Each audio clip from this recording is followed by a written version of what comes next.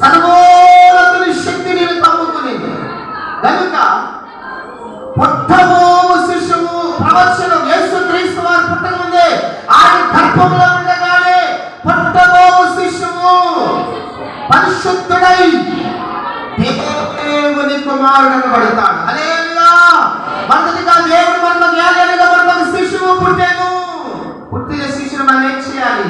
తూర్పు దేశ జ్ఞానుల వలె బ్రతకాలి, ఆరాధించాలి, విశ్వసించాలి, ప్రార్థించాలి, ఒక మంచి సాక్ష్యం ఉండాలి, మనమే ఒక కానుకగా మార్చబడాలి.